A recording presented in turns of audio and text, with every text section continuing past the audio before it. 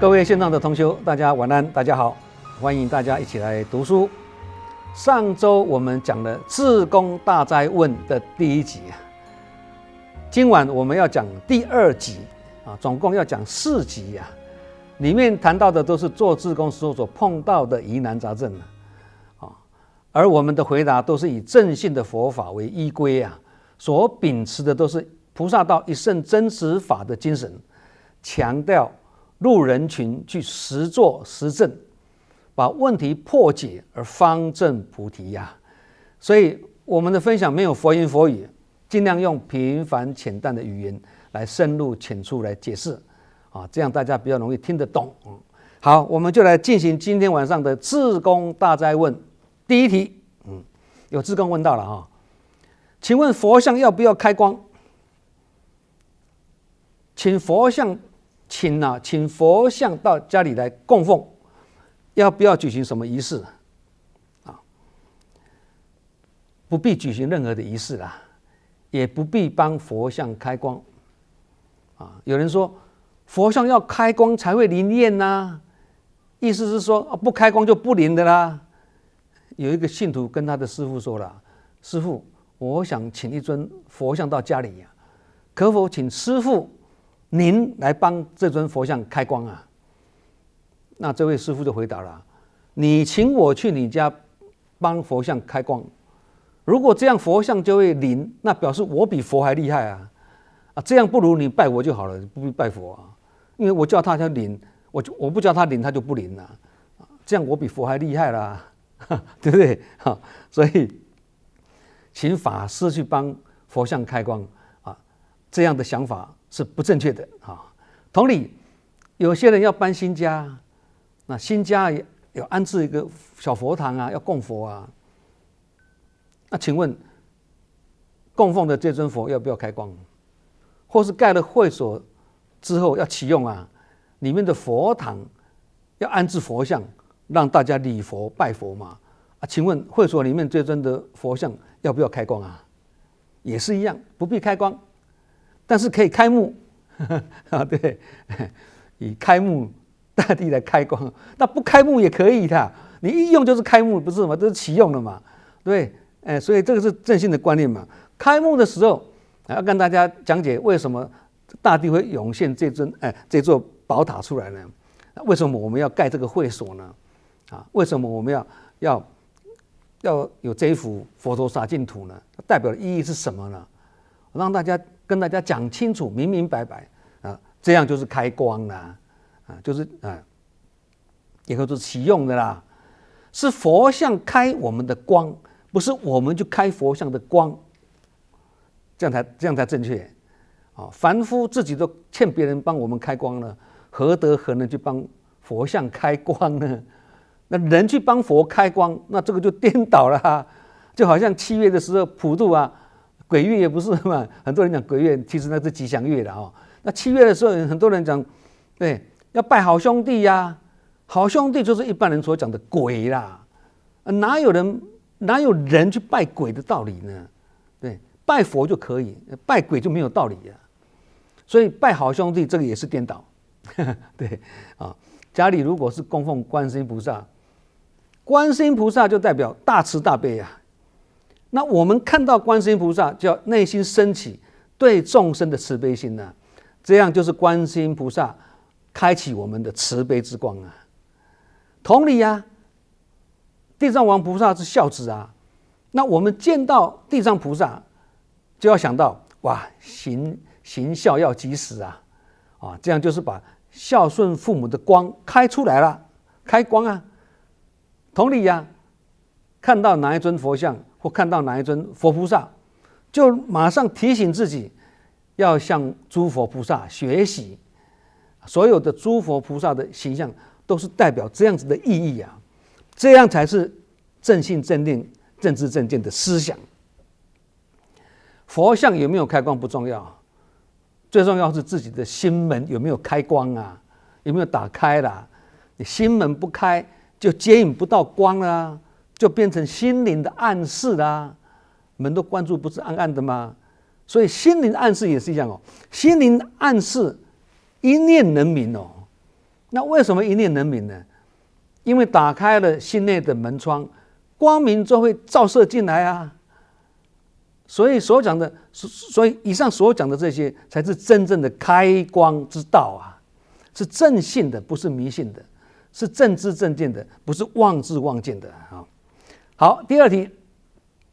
有人问啊，志工问啊，慈济是一个慈善团体，也是一个修行团体啊，对志工的制服跟礼仪都要求非常的严格啊。同时呢，内外的活动都一一拍摄录影做成文宣看板做成影带保存起来。请问这样子的做法是否太过强调外在的包装，而忽略了内在的修持呢？我们来回答。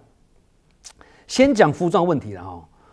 佛陀时代呢，佛弟子们出门出外了，化缘沿门托钵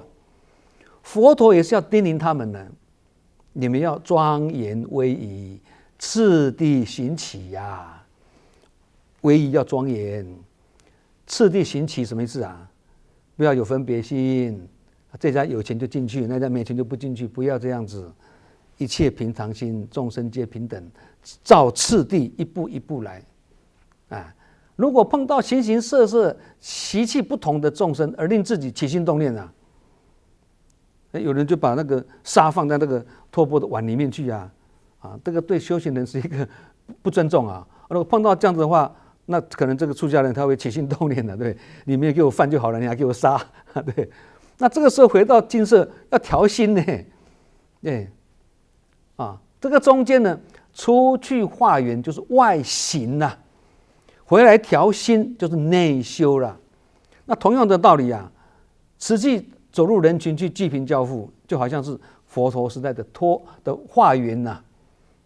那这个需要维持良好的形象跟威仪不是吗？才会让人家起欢喜心你邋里邋遢的，人家不会起欢喜心而是要维持良好的形象跟威仪这个需要人人先做好自我管理，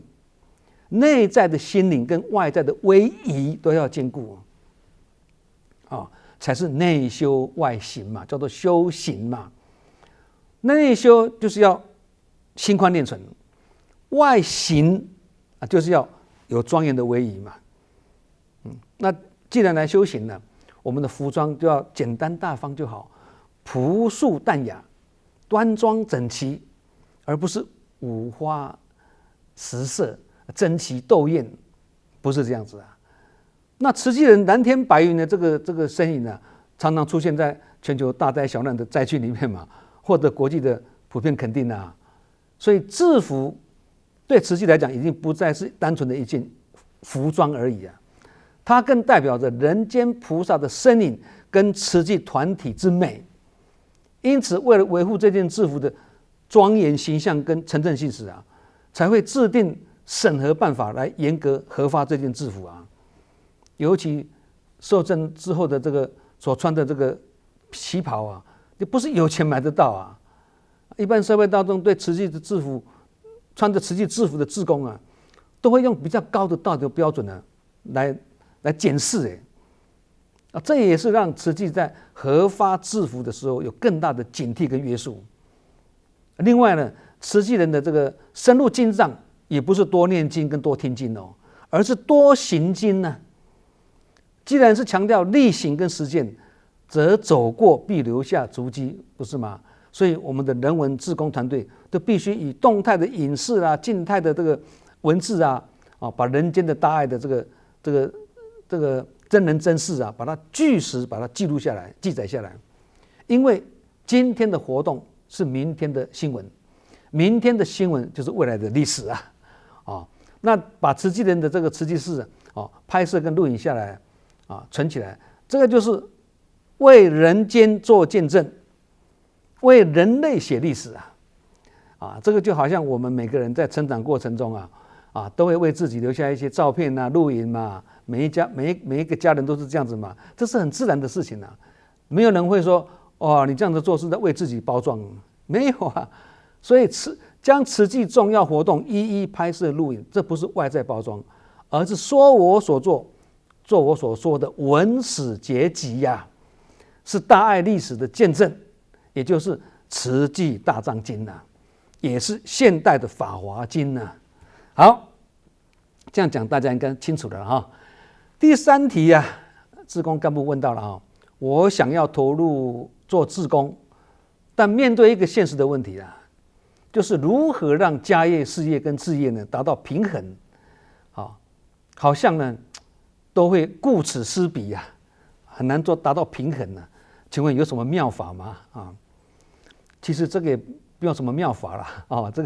个观念清楚，我们就能够达到让家业、事业、志业达到平衡的那其实每一个人的处境跟条件是不一样的，要自己去拿捏啊。所谓的平衡，不是把它3等份成一半，各1/3，也不一定是这样子的，而是把比例抓得刚刚好。什么叫做刚刚好就是一切无碍啦，皆大欢喜，顺其自然啦。举个例子，大家都清楚，好像飞机的翅膀一样你左边扬起来，右边一定往下沉嘛，对吧？右边翅膀起来了，左边左边翅膀一定往下沉嘛，对。但是不管飞机怎么样移动它是两边左右平衡的，一定飞得很平稳嘛。同理呀，家业事业忙一点，实际工作还是就少做一点，但是不能断线，还是要用智慧安排时间，用技巧妙用时间，用速度换取时间这样时间就多出来啦。这样就是有智慧的人如果真的家业事业很忙，那实际工作只好挑你时间上比较能够配合的时段来投入如果你是干部或组长，那考你的题目会深一点就是强迫成长，因为你有责任在身你是资深的志工你是干部级的志工那怎么样强迫成长呢？就是要求自己不求工作减轻，但求力量增加啦。工作还是没有减少，但是我力量提升，我自然还是应付自如不是吗？那有一种情形是这样子，家业或事业很忙，但姻缘很好家业跟事业呢，有家人或者贵人帮你承担这些事业，帮忙家业，让你成全你，让你全心投入事业，做志工这个就是我们要努力的地方啦就是这个命中有贵人这个是要看个人的造作那有些人是没事业也没家业他也是不投入事业这就是无缘之人无福之人好，第4题，有人问我是志工组长也一直都很明白，有承担才会成长，但我想要慢慢成长，不想做太多而起烦恼。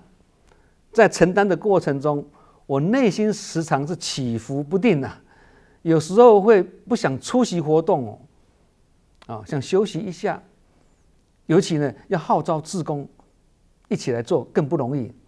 但是身为组长的我，又必须亲自出席所以真的很无奈慢慢的呢，我觉得我自己没有最初做志工的那种热忱季宇师兄，您做慈济这么多年，您是如何保持这种热忱跟欢喜心的呢？那天马来西亚的志工提出这个问题我跟他讲你说你想慢慢成长，我想到就会害怕，替你害怕。慢慢成长如果指的是经验跟能力，那当然是急不来要靠时间去累积，不是吗？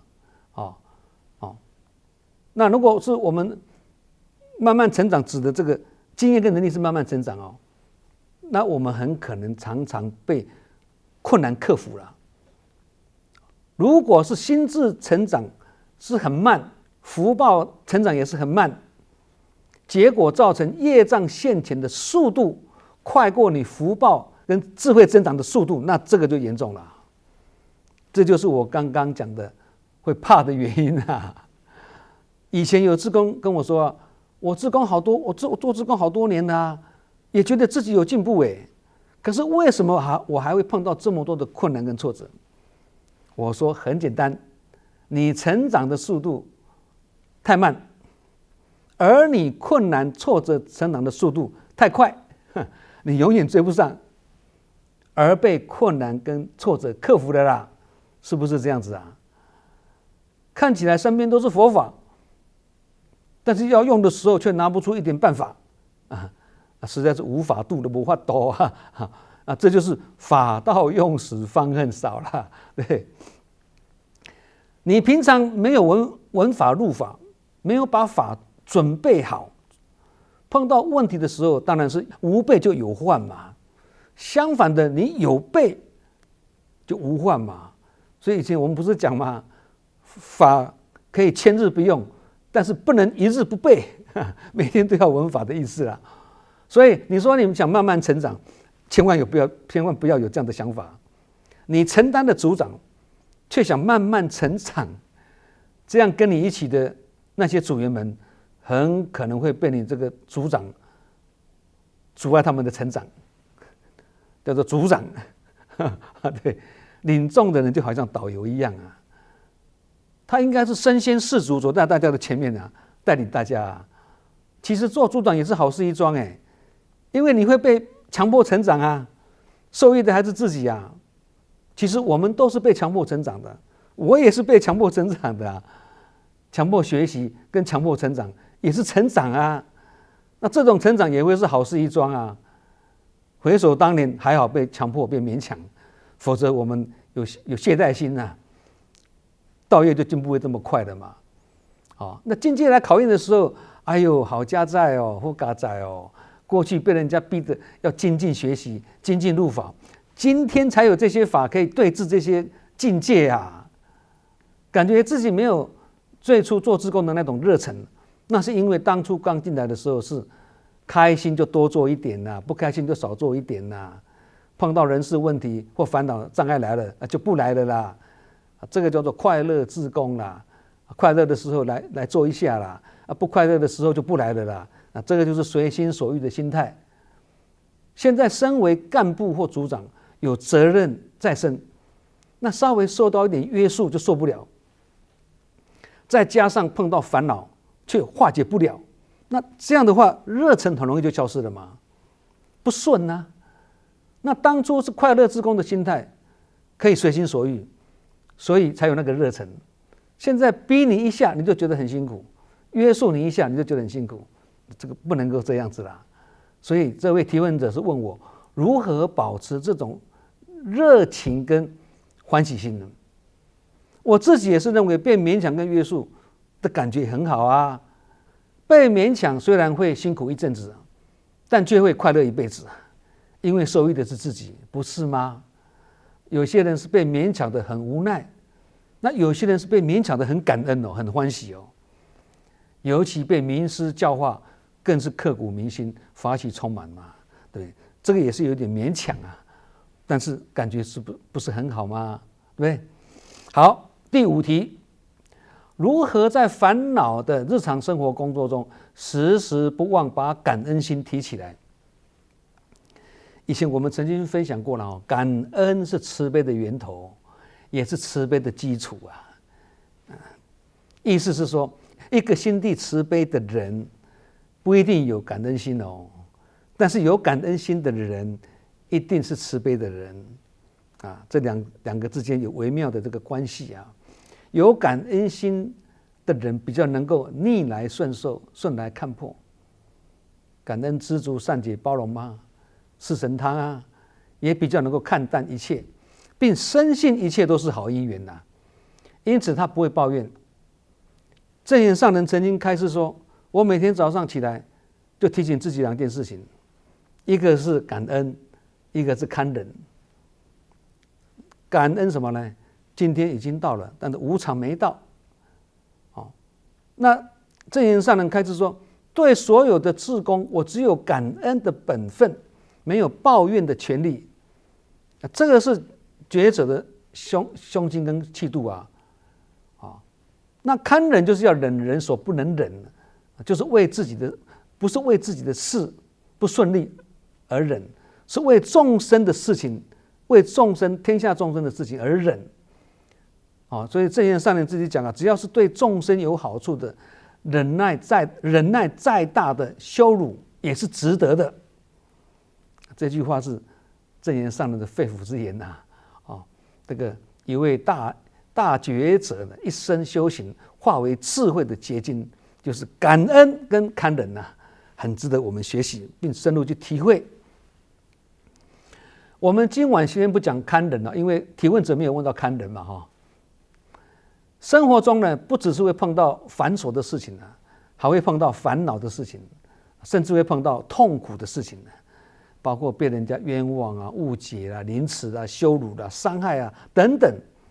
这些都是比繁琐更严重的哦。你只是繁琐而已啊，那碰到刚刚讲的这些更严重的要怎么办？证严上人说，懂得感恩的人最有福啊。也说了最大的感恩心是多听别人的好话，多看别人的好事，就是这么简单。感恩心的真正意义啊，